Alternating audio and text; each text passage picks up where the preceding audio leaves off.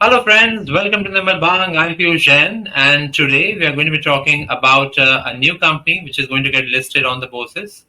We have Jupiter Lifeline Hospitals Ltd. The IPO is coming up very shortly.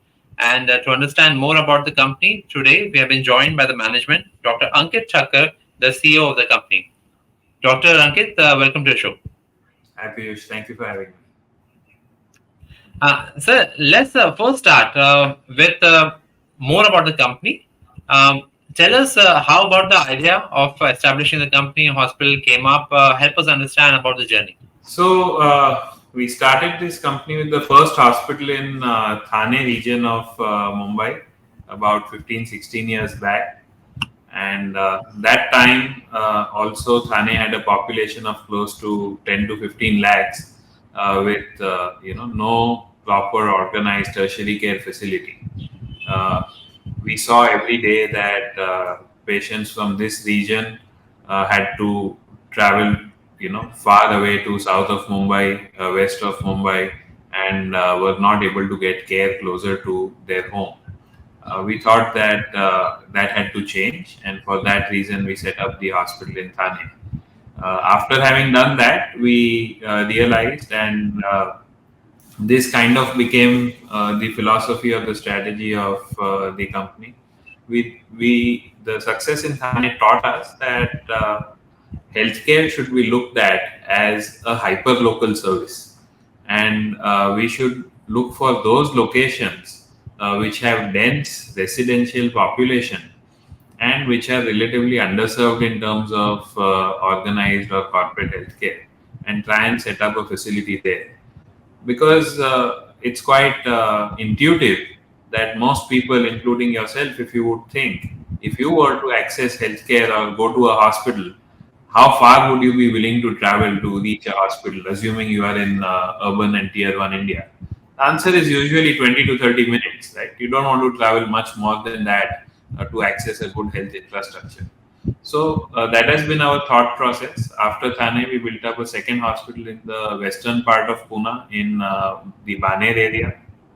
Then we got a third hospital in Indore on Ring Road, and now we are in the process of constructing our fourth hospital, which is in the Dombivli region of Mumbai metropolitan area. So that has been the journey so far.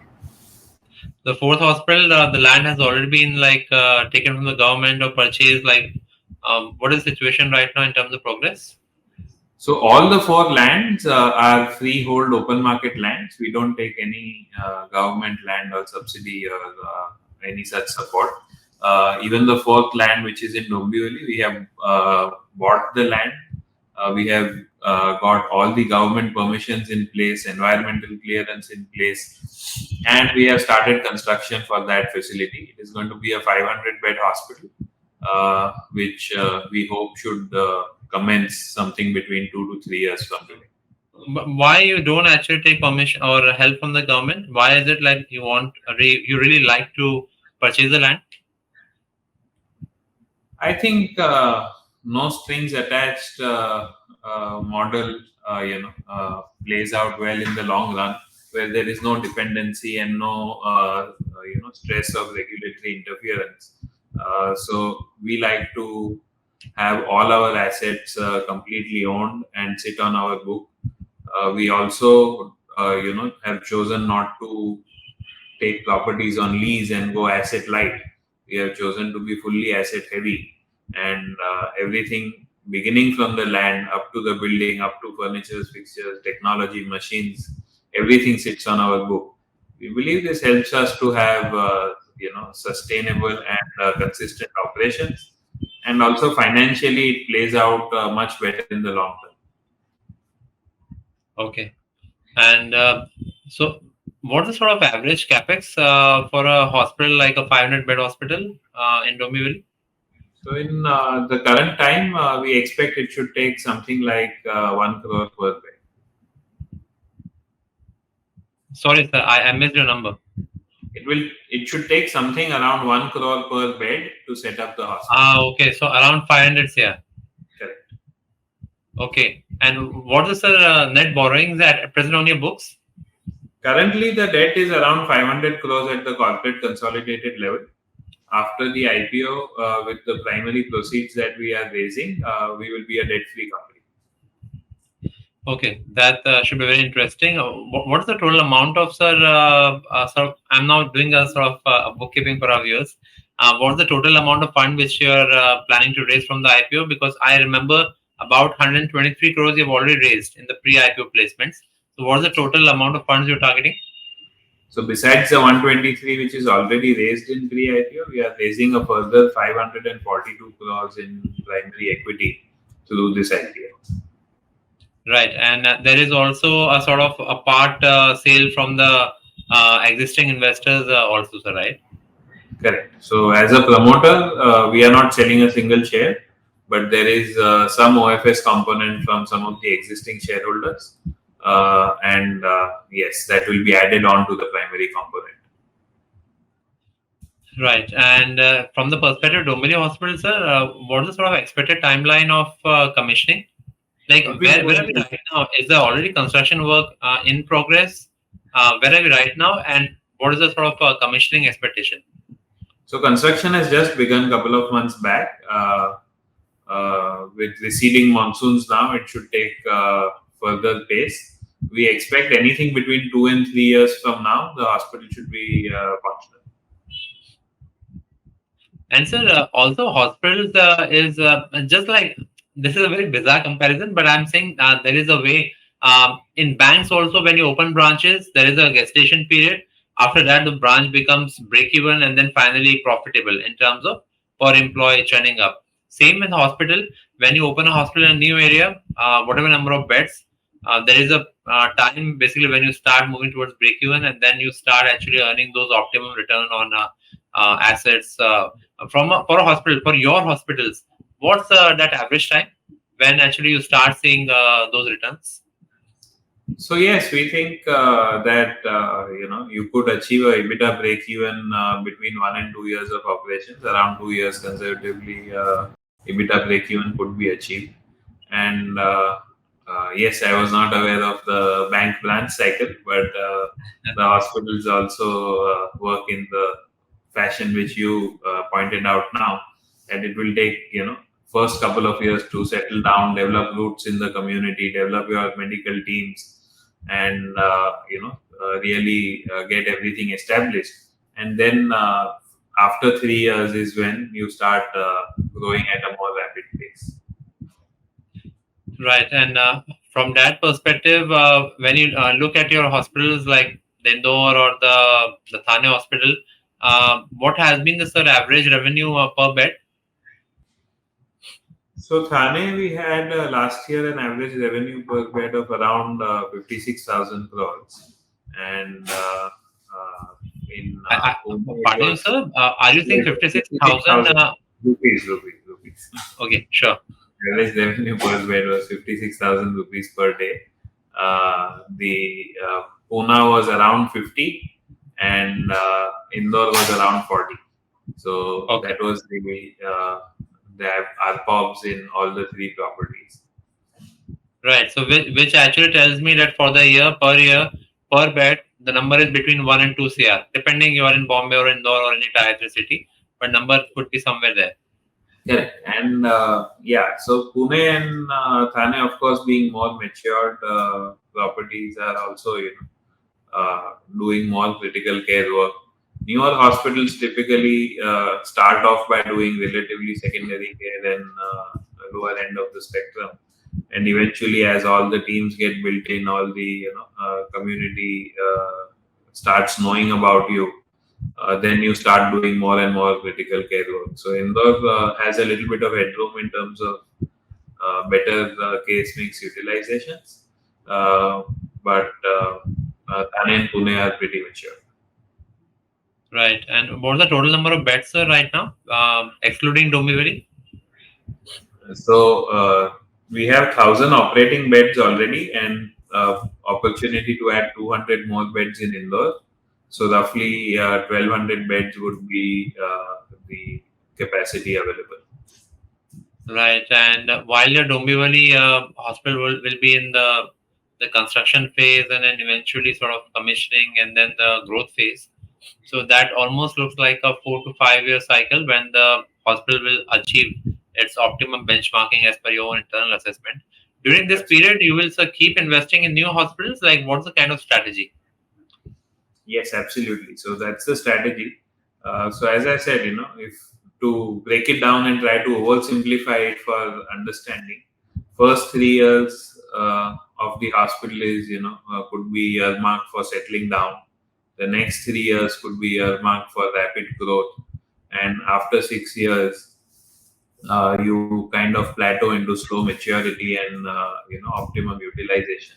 So because each hospital has a finite capacity, whatever we choose, 300, 400, 500 beds, whatever it may be, once you achieve optimal capacity there, then the growth will always come from newer hospitals. So that is a plan. Besides Dombivli, we are keen to construct some more hospitals also. Current thought is that we would want to be West India focused and build on our existing strength in Western India. Right. And are you also open for acquiring existing mature hospitals, or it's only or in-house greenfield capex?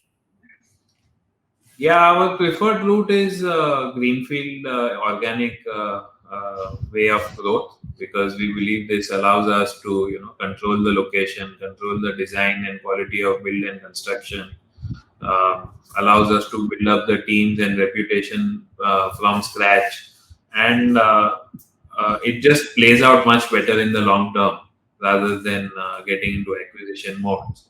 However, if a good opportunity of acquisition were to present itself, we are open to evaluating it. But as a first choice and as a plan, we would like to be greenfield. Noted, sir. For the benefit of our viewers, I have seen the DRSP, but for the benefit of our viewers, please help us understand the FY23 closing revenue which the company actually did, and also the profit numbers. So we closed FY23 around 900 odd crores in revenue with 200-ish crore EBITDA margin. Okay. And that roughly, basically, if it is 200, that is roughly around 20 to 23% EBITDA margin, which is good enough. 900 CR when you're saying to me, and right now your beds are basically around 1,000 beds plus 200 beds incremental possibility. Am I saying the number rightly, sir? Absolutely. So when you're saying to me 1,000 beds, and when you're doing a 900 crore revenue, it implies that actually we are doing less than 1 crore per bed revenue. That also tells me there is somewhere in some hospital where it has not achieved mature stage. So right now, which hospital is that which is in the growth phase right now, and by when you actually expect these three hospitals to actually all be achieving the mature stage? Yeah, so that is a good calculation back of the envelope. The Pune hospital, last year we ended at around 67% occupancy, but we had some potential to add more beds, which we have now done. So currently occupancy, is a little lower, and it has a room to grow. Similarly, Indore, as I said, is just operating 230 beds and 200 more to come. But even these 230 are occupying just 40% capacity. So both Pune and Indore have a significant headroom for growth in terms of capacity utilizations. And over the next couple of years before Dombivli really comes in, we believe all three should be growing and near maturity. Right, sir. Just a simple number to ask you. For a mature hospital, what Thane is the oldest hospital in your portfolio. What is the Thane hospital earning average revenue per hospital? So Thane did around 480 crores of revenue last year, with maybe around 120 odd crore of EBITDA margin. Okay, around 120 beds. 120 odd crore of EBITDA margin. Oh, okay, fine, sir. And how much the Thane hospital has the number of beds? 370, 375-ish. Okay, so which implies again between 1.5 crore revenue we can expect for a mature hospital to generate, depending on the location. Fair to say, sir? Yeah. Okay, and that I think should be very helpful for our viewers to really understand. Any sort of how's the sort of medical tourism? Is that something which you are looking at with interest? Is that something which is happening already? How's that part? Because that is something which a lot of hospitals actually have been trying and sort of putting up their efforts, largely to boost margins also, and also as an influx of international good quality healthcare seekers. Yes, I think, as I said sometime earlier, our thought is that healthcare is a hyper local service. Our thought is that we would want to, use all our capacity to cater to people in our communities. Typically, wherever we are located in 30 minutes driving distance, we have more than a million residents, and there are not too many other quality healthcare options. So our capacity is more than utilized by local community, and we would like to keep it that way. We don't have too much of a focus on increasing medical tourism to a great extent. We have a few patients coming in from different countries, but I would not call it our focus area. Right, understood, sir. And technically, as per your hospitals, is largely comprised of all specialty departments, or are there some departments which give the sort of brand image in terms of specialties? Like, what's the USP? No, the USP is that we don't discriminate, and we try to be excel in everything. We do everything from childbirth up to cancer, radiation, organ transplants, spine surgeries, everything. So there is no branch of medicine which we try to leave out, because we don't think that it is possible to excel in any one branch without excelling in all the branches. We are also a postgraduate teaching hospital, so we think that our model is to cater to the entire spectrum of the community. One interesting question. Is that the way you actually are going to choose for every hospital, or even you are actually open for hospital management contracts also? Uh, yeah, our thought, as I said, is to do everything from scratch, uh, buy the land and build it up, and then operate it. Uh, it just gives us control over the whole chain, and it also has a certainty of operations. We understand and agree that this choice is uh, a one which will not allow us to overnight create new properties and new assets and new opportunities.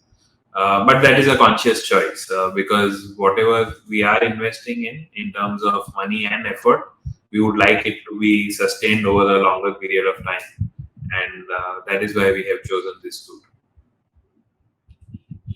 Right, sir. Fair enough. In terms of strategy, again, basically, we talked about everything. Um, Also, one more point, perhaps return on equity or return on invested capital. What has been that number for the last year, and what if there is any discussion around aspirational benchmark, then what would be that after a couple of years? Yeah, I think if I remember right, our last year's ROCE numbers were around 21% at a consolidated level. The Indore hospital, of course, has a little dilutive effect on the numbers, because all the capex is done and it is still not generating returns. So on a standalone mature property basis, the number should look better. Honestly, that we don't have specific targeted benchmarks that we would like to hit and achieve in terms of ROCE numbers. We honestly and genuinely believe that returns are a byproduct of getting your strategy and execution right. So if you are Absolutely. sensible in your capital allocation to begin with, and then you are able to run a good operations, and you are able to provide good value to the patients, then the returns is a byproduct. They will come. So honestly, we are more focused on doing our job right. And in all these years, we have found that with the focus there, the returns take care of themselves. I would say that 21% return on invested capital is not a bad number. It's a good number. Markets always like anything which is 20% plus. That is always taken very positively. Last question, sir. From my side, what is the average cost of borrowings for you? It's around 9% odd. Okay. And this is largely a bank debt, or you also have bonds Fully or bank. debentures? Fully bank. Only bank. Right. Okay. And with this IPO, you're looking to repay all the debt, or it's going to be gross debt free or net debt free? Gross debt free. Fully debt free. Okay. So that perhaps is going to actually lighten your balance sheet. So I think that basically sums up a growing hospital, a sort of new expansion already on the anvil in Dombivli. We're talking about strong return on equity, and perhaps that is something is the recipe of a good IPO. So from our side, all the best wishes to you, sir, and for the team. Thank you. And thank you for coming on the show. And to our viewers, with that, it's a wrap on this conversation. Hope you enjoyed learning more about the Jupiter Lifeline Hospital. And for now, it's a wrap. Thank you. Subscribe to our YouTube channel and click on the bell icon to never miss an update from Nirmal Bang.